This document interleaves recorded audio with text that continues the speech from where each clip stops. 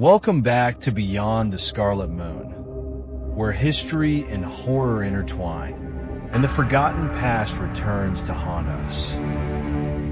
Tonight, we explore the tragic and harrowing tale of Isabella Smith, better known as the Pilgrimess, one of the tortured spirits of the Black Zodiac.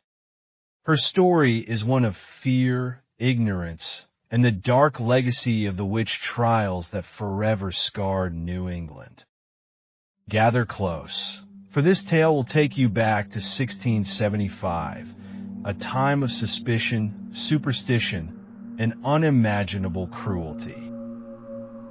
Isabella Smith's life was marked by rejection, torment, and a death so brutal it tethered her spirit to the mortal plane. As we unravel her tale, prepare to question how far fear can drive humanity into darkness. Isabella Smith's story begins with hope. Orphaned at a young age, she left behind her troubled past in Europe to seek a new life in the New World.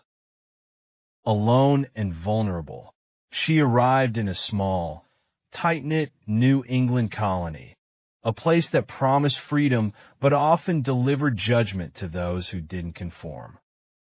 Isabella was an outsider, her accent unfamiliar, her ways different. The townsfolk were suspicious of her from the moment she stepped foot in their community. Life in the colony was harsh, but Isabella worked tirelessly to carve out a place for herself. She planted crops, tended to her animals, and sought acceptance among the people who regarded her with wary eyes. Yet no matter how hard she tried, whispers followed her everywhere.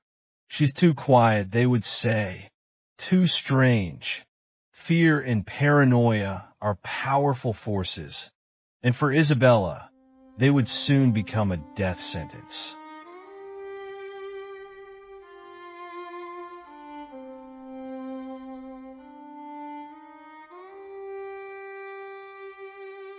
One day, a mysterious illness struck the town's livestock. Overnight, the animals began to die, their bodies writhing in pain before succumbing to the unknown ailment. The town was thrown into chaos. Crops failed, bellies went empty, and desperation set in. And in desperate times, people often look for someone to blame. The local preacher, a man whose sermons were as fiery as the torches the town would soon wield, pointed his finger at Isabella. He claimed her arrival had cursed the colony and that her presence alone had angered God. "She's a witch," he declared, his voice booming through the church. The townsfolk, already on edge, latched onto his words. They were eager for a scapegoat, and Isabella fit the role perfectly. Despite her desperate pleas of innocence, the accusations against her only grew stronger. Fear turned to frenzy. Days later, the preacher himself fell gravely ill. He collapsed in the middle of a sermon, writhing and foaming at the mouth. To the superstitious townsfolk, this was proof. Isabella was a witch, and she had cursed him. Consumed by panic, the town rallied together, torches in hand, to hunt Isabella down. They found her hiding in a barn, trembling and terrified. Without hesitation, they set the barn ablaze, convinced that the fire would rid them of the supposed witch. But what happened next only deepened their fear. As the flames consumed the barn, Isabella emerged from the inferno unscathed. Her dress was untouched by the fire, her skin unmarred. To the townsfolk, this was no miracle. It was evidence of her unholy powers. They captured her and dragged her to the center of town, where they sentenced her to a fate worse than death. Isabella was placed in the stocks, a cruel and humiliating punishment that left her vulnerable to the townsfolk's wrath. Children threw stones at her, adults spat on her and hurled curses. Day after day, Isabella endured their hatred, her body growing weaker as starvation set in. Yet she never once confessed to the crime of witchcraft.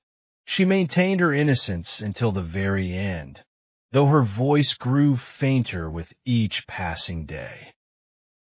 After weeks of torment, Isabella's body finally gave out.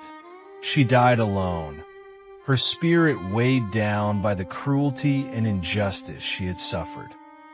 The townsfolk buried her in an unmarked grave, hoping to erase her from memory.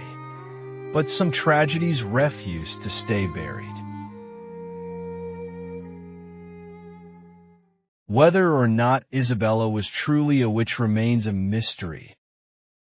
Even Cyrus, the mastermind behind the Black Zodiac, could not confirm it.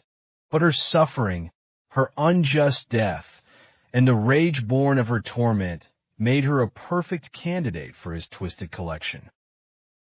In death, Isabella became the Pilgrimess, a spirit of vengeance and sorrow. Her spectral form is as haunting as her tale. She appears in her tattered dress, her face a mask of anguish, her eyes filled with the pain of betrayal. Her presence is cold, her energy vengeful, and those who encounter her often feel the weight of her suffering pressing down on their souls. The Pilgrimess embodies the dark side of Libra, the scales of justice tipped into imbalance.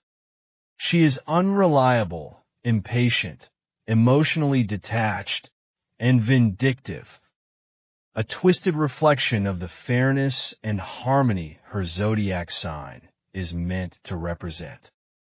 Her story serves as a chilling reminder of the consequences of fear, ignorance, and the unchecked power of mob mentality.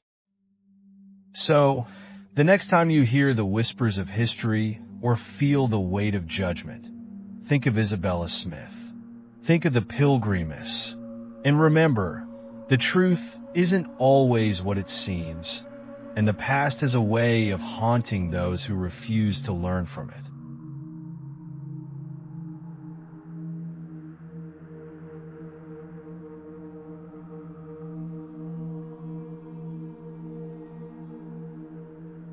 Thank you for listening to Beyond the Scarlet Moon.